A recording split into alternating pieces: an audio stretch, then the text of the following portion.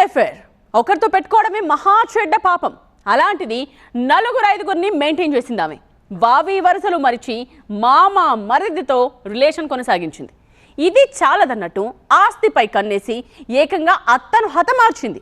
ఇవన్నీ చేసింది ఒకే ఒక్క మహిళ అంటే నమ్ముతారా? ఇంతకీ ఎవరా గుండెలు తీసిన బంటు? అసలేంటి ఆమె మోడస్ ఆపరాండి? అందమైన గులాబీల మాటునే ముళ్ళు పుంచి ఉంటాయి. Same to same. ఇదిగో ఇక్కడ ఇంత అందంగా కనిపిస్తోంది ఈమె తన భర్తపై కాల్పులు జరిపిందంటే నమ్ముతారా? సుపారీ గ్యాంగ్ తో తన అత్తను హతమార్చిందంటే నమ్ముతారా? తన ఇల్లీగల్ అఫైర్లతో ఓ కుటుంబాన్ని చిన్నాభిన్నం చేసిందంటే నమ్ముతారా? ఎస్, తన అందం మాటున అవలీలగా నేరాలు చేసిన బ్యాక్గ్రౌండ్ తెలుసుకోవాలంటే యూపీలో ఝాన్సీ వరకు వెళ్ళాలి. 29 ఏళ్ల పూజా జాతవ్ తన అత్త సుశీలాదేవి హత్యకు కుట్ర పన్నింది.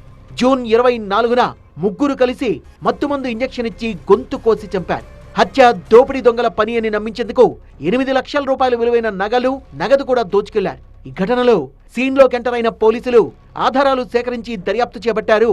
పూజను అదుపులోకి తీసుకుని విచారించగా మొదట్లో బుకాయించింది. అయితే ఆ తర్వాత ఆస్తి కోసం పన్నిన కుట్ర గుట్టు మొత్తం విప్పింది. అంతేకాదు తన గతంలో చేసిన నేరాలన్నీ కక్కించారు పోలీసులు.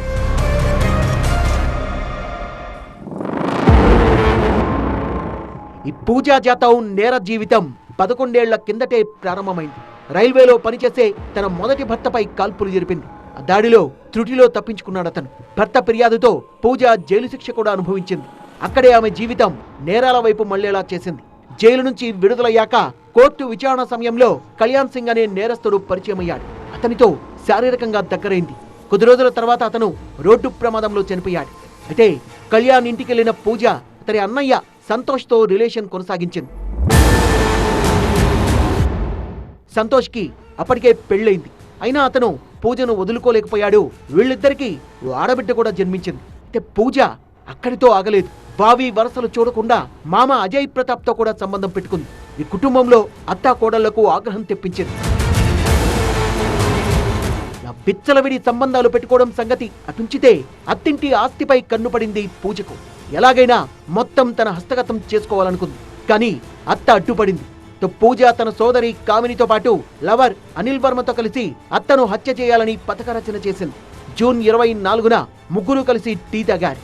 ఆ తర్వాత సుశీలకు మత్తుమందిచ్చి గొంతు కోసి చంపేశారు.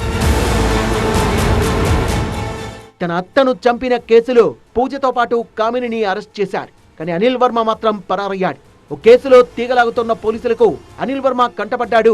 లొంగిపోవాలని హెచ్చరించినా లెక్క చేయకుండా పోలీసులపైనే కాల్పులు జరిపాడు. క్రమంలో పోలీసులు ఫైరింగ్ చేయడంతో అతనికి గాయాలయ్యాయి. అనిల్ ను అరెస్ట్ చేసి నగల్ని స్వాధీనం చేసుకున్నారు. ప్రస్తుతం అనిల్ పోలీస్ కస్టడీలో చికిత్స పొందుతున్నారు. అనిల్ वर्मा के पैर में गोली लगी, इसको हिरासत में लिया गया तो इसके पास से जो उस दिन ज्वेलरी ये लोग लेकर के गए थे वो बरामद हुआ है, जिसकी कीमत करीब 8 लाख रुपए है। संपूर्ण घटना के संबंध में एफआईआर पंजीकृत करते हुए अग्रिम वैधानिक कार्रवाई की जा रही है।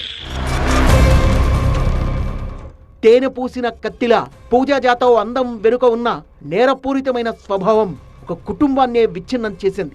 ఇల్లీగల్ రిలేషన్లు పెట్టుకొని కుట్రలకు తెరలేపి మానవ సంబంధాల్ని అపహాస్యం చేసింది.